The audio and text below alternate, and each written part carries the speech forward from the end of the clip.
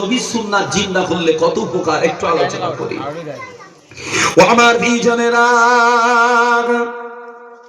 ও যুবকেরা, ও আল্লাহর নবীর দিওয়ানারা, হাম্বলি মাযহাবের ইমাম আল্লাহর ওলি ইমাম আহমদ ইবনে হাম্বল রাহমাতুল্লাহ আলাইহি হুজুর আমার বর্ণনা করে বলেছিলেন, মুরিদদেরকে জানিয়েছিলেন, বাবারা এখন একদল মানুষ গোসল করার জন্য উলঙ্গ হয়ে গোসলখানায় প্রবেশ করেছিল বাবা।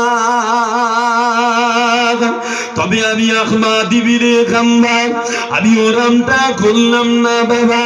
কেন না? আমি আল্লাহর নবীর হাদিসের উপরে আমল করেছিলাম, যেখানে আল্লাহর নবী আমার জানিয়েছেন, ও সাহাবারা, তোমরা যারা আল্লাহকে ভয় করো, কিয়ামতকে বিশ্বাস করো, খবরদার খবরদার তোমরা উলঙ্গ হয়ে গোসলটা করবে না বাবা। আমি এই হাদিসের উপরে আমল করে আমি কাপড় পরিহিত অবস্থায় গোসলটা করেছিলাম বাবা।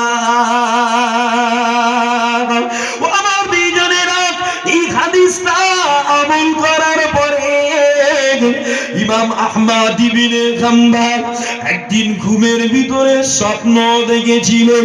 কে যেন এসে আহমদ ইবনে হাম্বল হুজুরকে বলেছিল, এ আহমদ ইবনে হাম্বল, তোমার জন্য সুসংবাদ, আমার আল্লাহ তোমাকে ক্ষমা করে দিয়েছে বাবা। আমার আল্লাহ তোমার জীবনের গুনাহ মুছে দিয়েছে বাবা। কেননা তুমি আল্লাহর নবীর হাদিসটা আমল করেছো বাবা।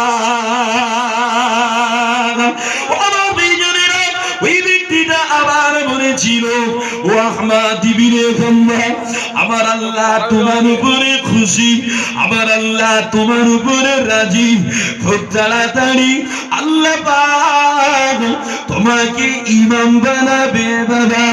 একদল নবীর আশিক, একদল নবীর দেওয়ানা উম্মতিরা তোমার মাযহাবের অনুসারী হবে বাবা।